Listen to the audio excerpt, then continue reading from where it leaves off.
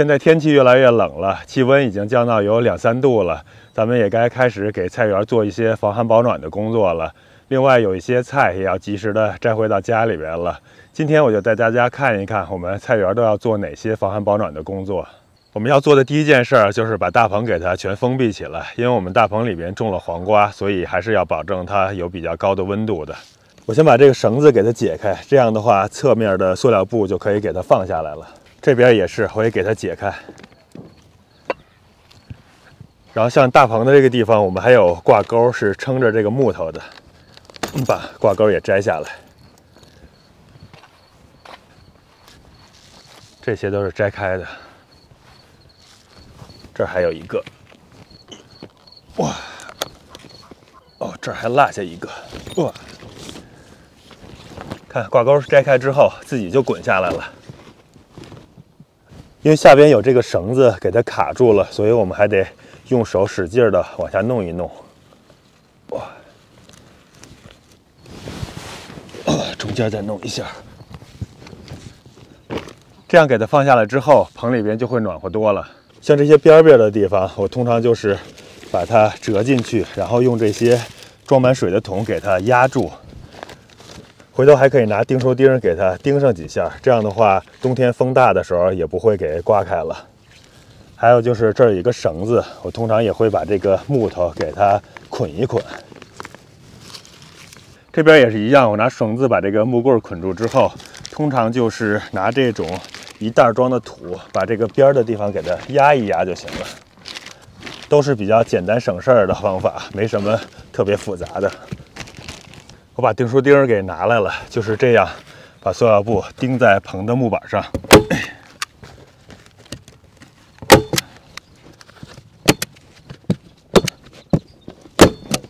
大概钉上个4、5个钉子就差不多了。这种钉书钉其实是钉得很小，而且在塑料布上只会扎很小的眼儿，所以也不用担心破坏塑料布。这个大铜膜如果边上万一被破坏掉了也没关系，我们可以用那种就像胶带一样的这种专门给大棚用的，可以把它贴一下修补一下就行了。到时候这边也给它稍微的钉上几个。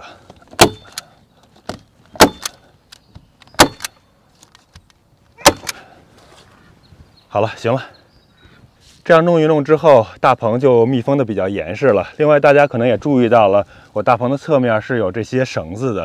这些绳子的主要目的是为了防止大棚的塑料布冬天的时候风太大被吹起来。有了这个之后，就可以给它挡一挡。另外就是两头的地方也绑了绳子，然后下边这些地方也能给卡住。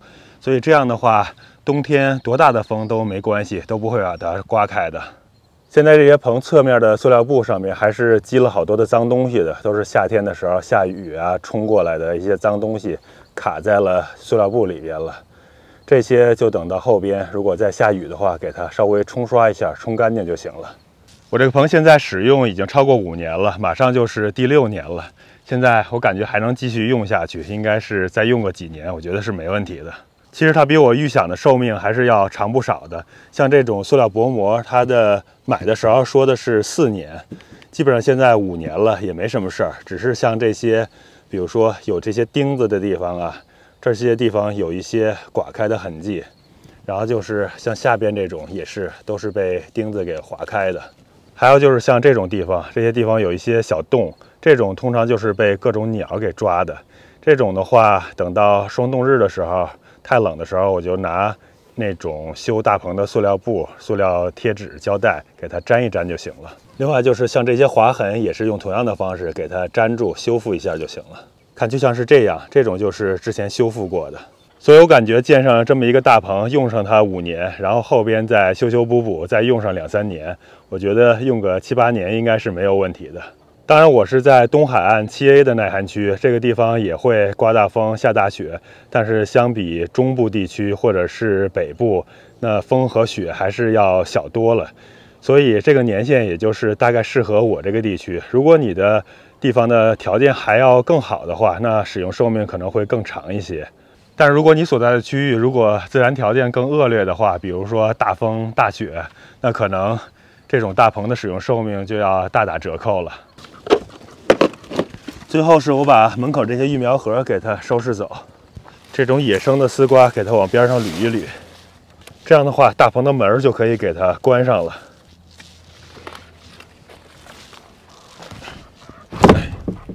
哎呀，大棚门太长时间没关，都有点变形了。如果后边我们中午的时候，如果天气再暖和的话，可以就是把大棚门开一开就行了。如果是冷的话，就可以一直关上了。这样的话，整个大棚其实就完全的密封起来了，温度就有保障了。这是我另外的一个大棚，这个棚是比刚才那个棚晚1年建的。这个棚的侧面，这里边地势很高，然后夏天的时候割草机没法在这割草，所以这儿长了很多的草。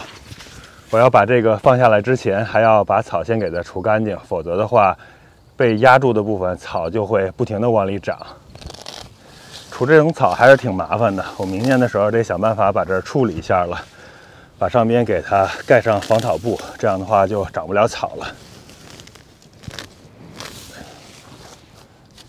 这些地方原本我是铺的碎木防草，碎木的一个缺点就是它当年铺的时候很管用，当年基本上不怎么长草，但是第2年的时候，如果你不重新再铺的话，那草长得反而会更厉害了。但是如果你要是每年都铺的话，也挺麻烦，挺费时间的。把草给它除掉之后，看着就舒服多了。我接着把土稍微的给它夯实一点，这样的话能够延缓杂草的生长速度。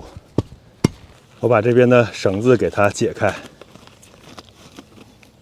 另外一边也解开，这样的话就可以慢慢的给它放下来了。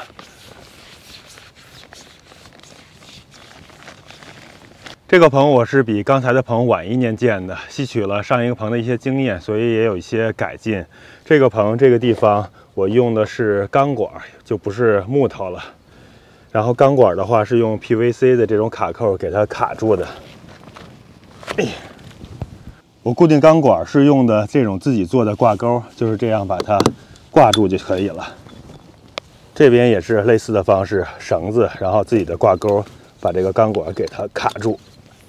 这个棚我是图省事儿，侧面没有给它用绳索固定，所以风大的时候，风一吹，有可能是会把它给吹起来的，所以我每次还要用一些土给它压一压。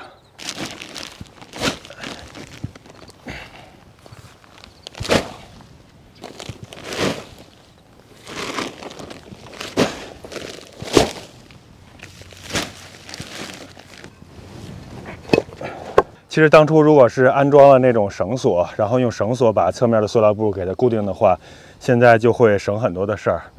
不过每年拿这些土稍微压一压，倒是也不是什么大不了的事儿吧，就是多了一道工序而已。这边这个棚跟刚才那个有点不太一样，这边不是2个门，是一个门加上一个窗户。这个地方有一个小窗户，主要是这里边的地势也不允许修2个门。后来当时觉得修2个门好像也没有太大的作用，所以这就留了一个窗户。这个地方夏天的时候也没有怎么打理，现在这儿长了一棵野桑树，这种桑树挡住我窗户的位置，关不上了，还得把桑树先给它去除掉。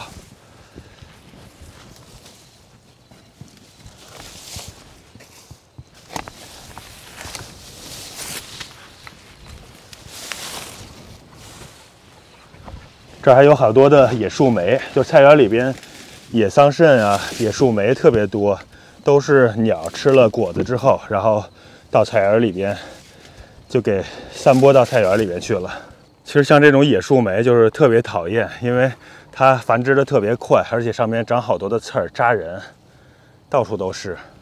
这是那棵野桑树，看看它下边的根儿都已经长这么粗了，这种也是很难给它根除。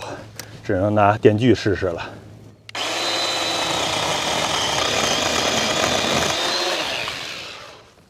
好，行了，给切下来了。像这种拿电锯给它沿着地平线给切下来之后，明年这些地方还会长出新的嫩枝。如果不管它的话，它还会继续长大。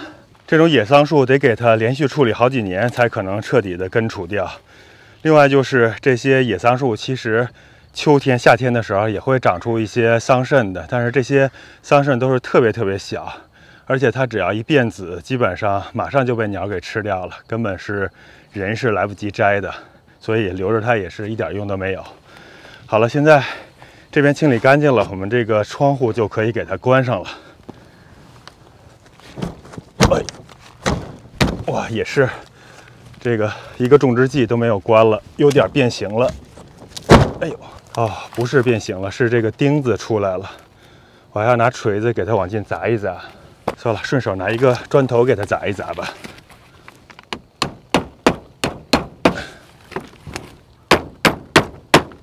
行了，这回应该差不多了。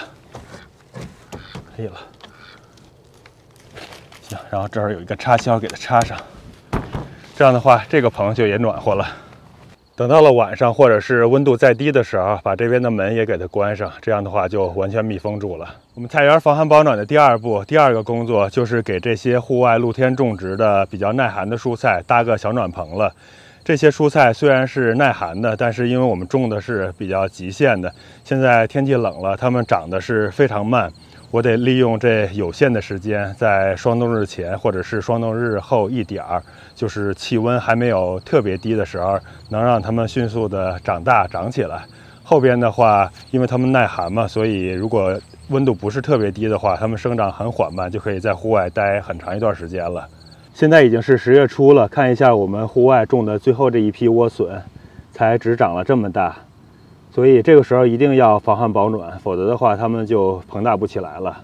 我搭小暖棚还是用这种自己做的钢丝，我这种钢丝是9号的，大概是每一条我是给截成了7英尺，也就是2.1米左右。其实也可以截得再稍微长一点，那个时候如果是长的话，可以插到地里边的部分稍微的深一点，这样的话调节起来也比较容易。但是通常情况下2.1米就够了。我种菜的这个位置的宽度大概是有60厘米左右吧。这次种了3排莴笋，种的是比较宽一些，通常都是没有这么宽的。然后弄这个钢丝的支架的时候，可以大概间隔上60厘米，60厘米就差不多了。又开始刮风了，风还是挺大的最近。钢丝拿的还有点不太够，再去找几条。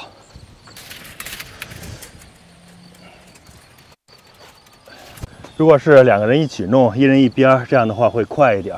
一个人的话，把一面固定好，就得来另一面再重新的插一插，这样的话能牢固一点。行，这样就弄好了。我前面的钢丝大概是2.1米的，对于莴笋来说，好像还是稍微的矮了一点，不过应该也没有什么太大问题了。后边这些我当时剪的钢丝应该是稍微长一点，可能是2.3米或者是2.4米左右吧。这个高度对后边的莴笋来说就差不多了，挺合适的了。哇，这儿有一个西瓜裂了，里边全是蜜蜂啊！看看这些蜜蜂特别喜欢吃甜的东西，感觉是有点太多了，我还是先不招惹它们吧，等它们自己吃完跑掉再说吧。我趁现在风稍微小点了，抓紧时间把无纺布的小暖棚给它搭起来。不行，现在风是一阵一阵的，刚说小一点，结果又刮起来了。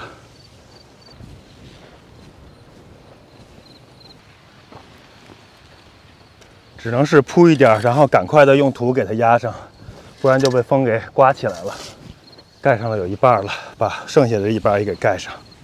还好现在风又小了，赶紧给它压上。还剩下最后一点了，继续给它盖完。大家看到我这个无纺布看起来是非常旧，其实这是去年用过的，用过了之后一直在外边扔着，也没给它收起来。其实这种无纺布还是挺结实的，今年还可以继续使用。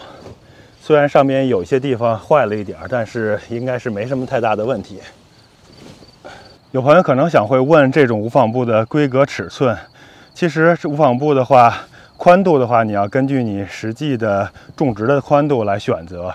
然后像长度，它基本上各种尺寸都有，你可以买特别长的一大卷，也可以买，比如说很小的一小段，完全取决于自己。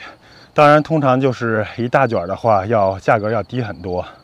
无纺布的另外一个指标就是它的耐寒程度，一般它都是按照温度来标的。